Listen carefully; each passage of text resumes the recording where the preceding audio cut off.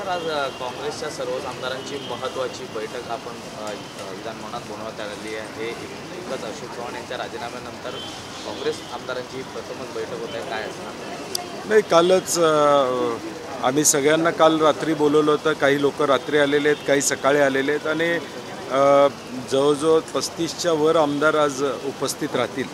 काही लोकांच्या अडचणी आहेत, त्यांनी लेखी पत्राद्वारे CLP लीडर्सना कळवलेलं आहे की ते येऊ शकणार नाहीत. परंतु काँग्रेस अबाधित आहे आणि निश्चितपणे सगळे आमदार म्हणजे ज्यांनी येतो म्हणून सांगितले ते सगळे आमदार आज उपस्थित राहतील याची आम्हाला खात्री आहे. दुसरीकडे सर राज्यसभेच्या उमेदवारीचा आज अर्ज भरण्यासाठी अनेक पक्षातून नेते येणार आहेत. आपल्याकडनं देखील नाव झालेलं आहे. जवळपास हा मताचा आकडा कसा आपण हे करणार आहात? नाही, मला वाटते काल बिनविरोधची संकल्पना मांडण्यात आलेली आहे. मला वाटते आता आज त्याची माहिती आपल्याला मिळेल. सन्माननीय चंद्रकांत हांडोरेजींचा फॉर्म भरण्यासाठी महाविकास आघाडी म्हणून काँग्रेसचे नेते उपस्थित राहतील, शिवसेनेकडून त्या ठिकाणी उपस्थित राहतील आणि राष्ट्रवादी पवारसाहेबांच्याकडूनही त्या ठिकाणी लोक उपस्थित राहतील. आणि महाविकास आघाडी म्हणून हांडोरे साहेबांचा फॉर्म आम्ही 11 ते 11:30च्या दरम्यान त्या ठिकाणी भरणार आहोत. सर आज आपने बैठक बुलाई हुई है और किस तरह से रणनीति आप तय करेंगे, क्योंकि अगर ये अनअपोज होकर अब तक किसी और ने फॉर्म नहीं भरा है जिस तरह के नाम जाहिर हुए हैं, अनअपोज होने के चांसेस ज़्यादा हैं?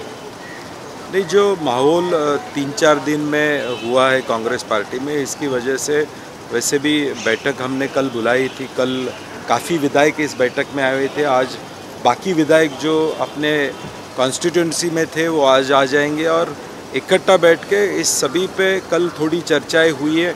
आज थोड़ी चर्चा हो जाएगी और इसके बाद महाविकास आघाड़ी के उम्मीदवार के नाते आदरणीय चंद्रकांत हांडोरे जी का फॉर्म 11 या 11:30 बजे हम तीनों पार्टियां, फिर अबू आज़मी जी भी आएंगे, निकोले जी से भी बात हो चुकी है. सभी घटक जो हमारे साथ है उनको लेके वो फॉर्म आज भरा जाएगा.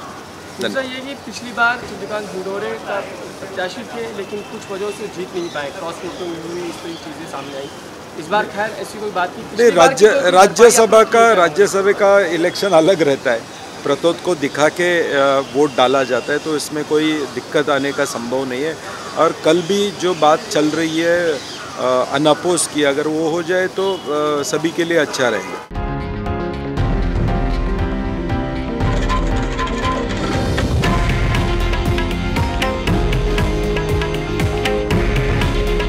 हे आहे देशातील नंबर 1 न्यूज नेटवर्क आणि आपण पाहत आहात TV9 मराठी.